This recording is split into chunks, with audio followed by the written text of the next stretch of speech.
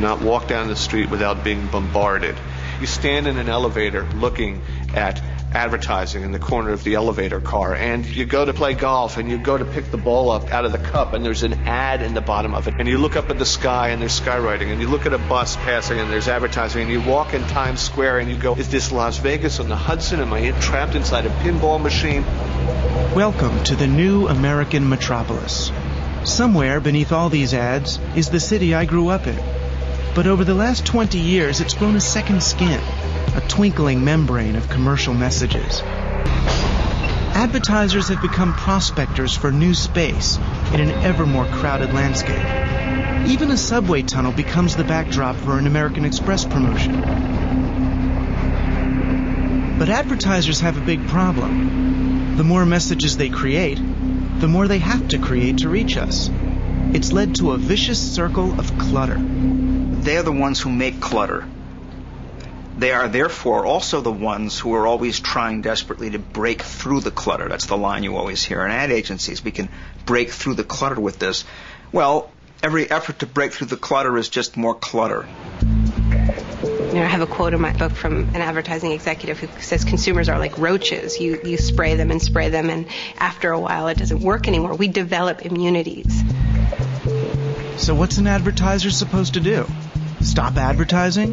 That's the one thing they know they can't do, because the moment they stop trying to persuade us, we forget about them. Once you're in the game, you can't stop, if for no other reason that the competition will eat you alive.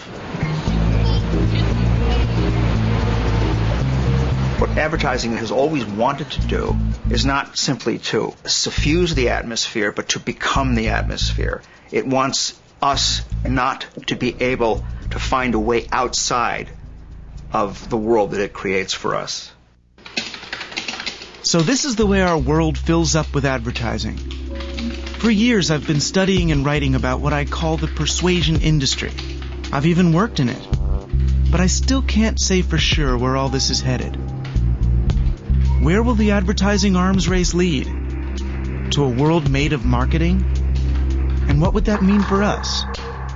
Now a brand manager has an entirely different kind of responsibility. In fact, they have more responsibility. Their job now is to create and maintain a whole meaning system for people through which they get identity and understanding of the world. Their job now is to be a community leader. It is the big monopolistic. Ad strategist Douglas Atkin, an expert on the relationship between consumers and brands, says he had a eureka moment one night during a focus group. I was in a research facility watching 8 people rhapsodize about a sneaker. And I thought, where is this coming from? This is, at the end of the day, a piece of footwear. But the terms they were using were evangelical. So I thought, if these people are expressing cult-like devotion, then why not study cults? Why not study the original? Find out why people join cults and apply that knowledge to brands. It's part of belonging to the tribe. And the conclusion was this, is that people, whether they're joining a cult or joining a brand, do so for exactly the same reasons. They need to belong and they want to make meaning. We need to figure out what the world is all about, and we need the company of others. It's simply that. When you listen to brand managers talk, you can get quite carried away in this idea that they actually are fulfilling these needs that we have for community and narrative and transcendence. But in the end, it is, a laptop and a pair of running shoes. And they might be great, but they're not actually going to fulfill those needs. But which serves them very well, because of course that means that you have to go shopping again. Some fear for the worse. Once a culture becomes entirely advertising friendly, it ceases to be a culture at all. It ceases to be a culture worth the name. It has to have the constant mood that shoppers require. There has to be a kind of muzak playing in the background all the time. And the stuff that's on TV basically functions to sell Pepsis, to sell Nikes, to sell selling, to sell consumption. Dr. Clotaire Rapaille lives in a baronial mansion in upstate New York.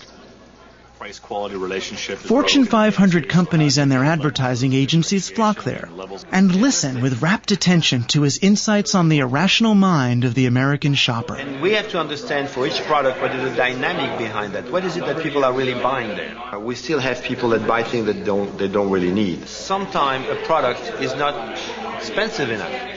What sets Rapai apart from many other market researchers is his belief that consumers are driven by unconscious needs and impulses.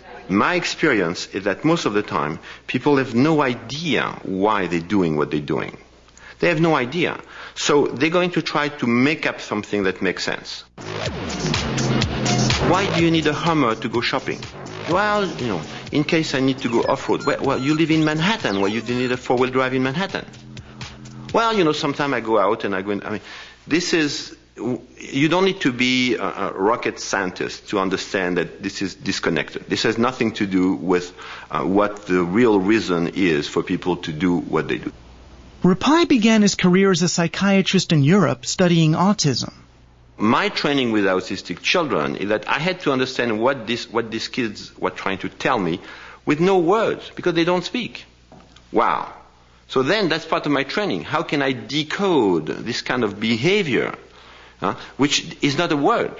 Rapai claims that there are unconscious associations for nearly every product we buy, buried deep in our brains. One of my discoveries was that when you learn a word, whatever it is, coffee, love, mother, the first time you understand, you imprint the meaning of this word, you create a mental connection. And so actually every word has a mental highway. I call that a code, an unconscious code in the brain. Corporations love the idea of buying a single key to the psyches of vast numbers of consumers, a simple code that lies behind millions of individual decisions.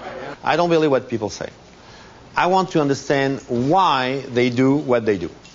To crack the code on luxury, Rapai conducts a series of focus groups. He takes his subjects on what he hopes will be a 3-stage psychic journey. Past reason, through emotion, to the primal core, where Rapai insists all purchasing decisions really lie. We start with the cortex, because people want to show how intelligent they are. So give them a chance. We don't care what they say. Nothing new there. And then we have a break. They're usually very happy with themselves. Say, oh, we did a good job, and so on. When they come back, now we go into the emotion. And I tell them, you're going to tell me a little story like if I was a 5-year-old from another planet. Once upon a time. Exactly. So suddenly they are into a mindset that is completely different. They don't try to be logical or intelligent. They just try to please a 5-year-old from another planet. They don't understand what they're doing anymore. Good. That's what I want. At the end of the second hour, when we go to the break, they say, this guy is crazy. What is he doing? I thought I understood what we were doing. Now I don't understand anything. I mean, I get paid to do that? This is excellent. This is what I want. Then when they come back for the third hour, then there is no more chairs. Oh, what is going on here? How come no chairs? And I explained to them that I would like them to try to go back to the very first time that they experience what we're trying to understand. Make yourself comfortable. Rapai is hunting for our primal urges. He's after what he calls the reptilian hot buttons that compel us to action. It's absolutely crucial to understand what I call the reptilian hot button. My theory is very simple. The reptilian always win. The reptilian always win. The reptilian always win. I don't care what you're going to tell me intellectually. Give me the reptilian.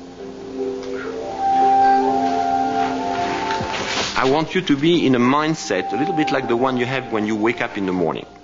You'll be surprised to see that things come back to your mind that you forgot for the time for 20, 30 years. It's amazing. The scribbles of consumers in the semi-darkness, half-remembered words and pictures associated with luxury, somehow become Rapai's key to unlocking the luxury code. Once you get the code, suddenly everything starts making sense. I understand why this car sells, this car doesn't sell. I understand why a small 29,000 Cadillac cannot sell. No, I understand why, because it's off code. Ooh. It was near the end of my tour through the landscape of persuasion that I came to realize how the problem of clutter finally gets solved. Marketers find a way so deep inside each one of us that it no longer feels like persuasion at all. Maybe we are in control. Once the market becomes the lens through which we choose to see the world, then there's no us and them anymore. We're all persuaders. The secret of it all, the secret of all persuasion, is to induce the person to persuade himself.